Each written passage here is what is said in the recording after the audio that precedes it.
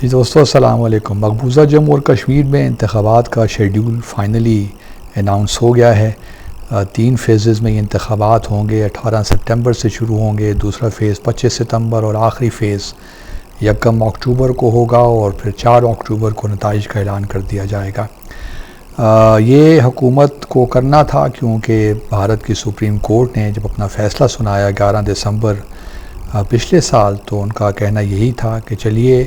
وہ تو ٹھیک ہے، قانونی طور پہ آپ نے جو کچھ کیا، مقبوضہ جموں اور کشمیر کا اسٹیٹس آپ نے ختم کیا، لیکن آپ کو انتخابات وہاں پہ کروانے ہیں ہر صورت ستمبر کے مہینے کے آخر تک۔ تو اب یہ انتخابات ہونے جا رہے ہیں۔ دوسری بھی ایک جو بات تھی سپریم کورٹ کی کہ جو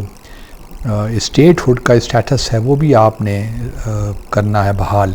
کیونکہ 5 اگست 2019 کو جب بھارت نے ایک طرفہ طور پر اسپیشل جو اسٹیٹس تھا ختم کیا مقبوضہ جموں اور کشمیر کا، تو انہوں نے مقبوضہ جموں اور کشمیر کو 2 حصوں میں تقسیم کر دیا۔ لداخ کو الگ یونین ٹیریٹری بنا دیا اور جموں کشمیر کو الگ یونین ٹیریٹری بنا دیا۔ حالانکہ ایسا ہوتا نہیں ہے کہ کسی اسٹیٹ کو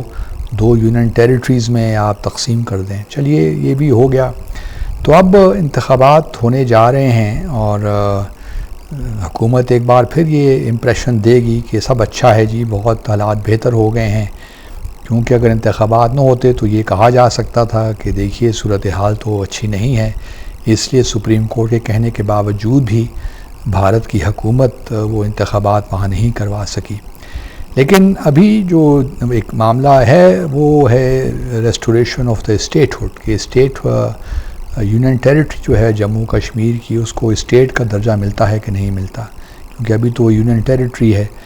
اور کچھ لوگوں کا بھارت میں خیال ہے کہ ایسا شاید ممکن نہ ہو،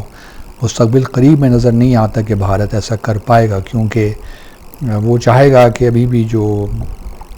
پولیس وغیرہ کی جو بھی انتظامات ہیں یا سیکیورٹی کے معاملات جو بھی ہیں، وہ rather then transferring to political dispensation set up in مقبوضہ جموں اور کشمیر وہ اپنے ہاتھ ہی میں رکھے، کیونکہ ان کی اپنی اسیسمنٹ ہوگی، اور اسیسمنٹ لگتا ہے کہ یہی ہے کہ حالات نارمل نہیں ہیں، ابھی بھی ایک ریزنٹمنٹ ہے اگینسٹ ایبروکیشن، اور لوگ ابھی بھی اپنے حق خود ارادیت کی بات کر رہے ہیں۔ تو چلیے الیکشنز تو ہو جائیں گے، لیکن جو لیفٹیننٹ گورنر ہوگا وہی انچارج ہوگا۔ یہ یوں سمجھ لیجئے کہ نیو دہلی والا معاملہ ہے،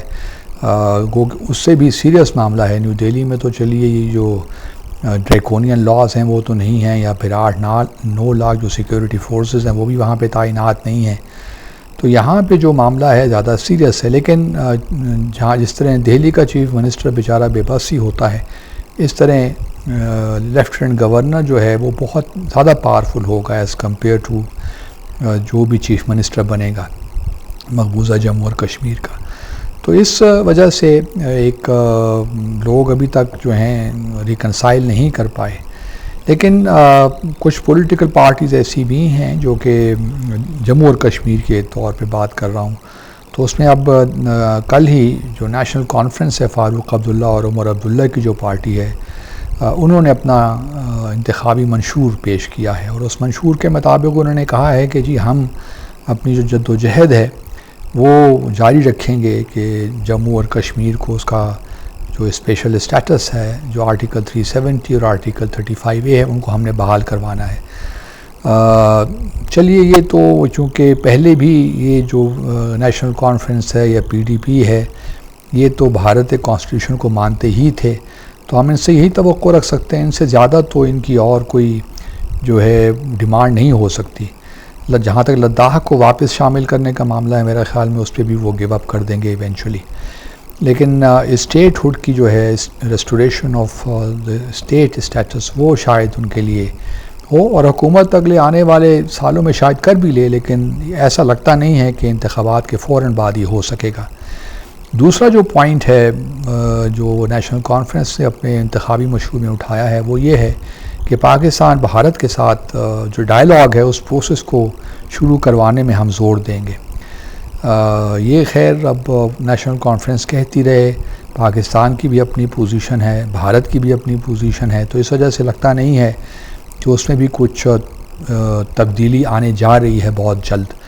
وہ بھی ایک اب جب الیکشنز ہو جائیں گے تو آئی ایم شور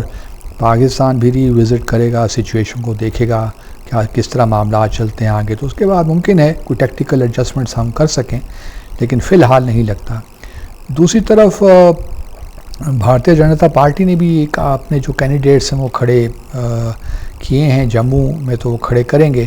لیکن جہاں تک کشمیر ویلی کی بات ہے اس میں وہ چاہتے یہی ہیں کہ وہ کچھ اور لوگوں کے ساتھ الائنس کریں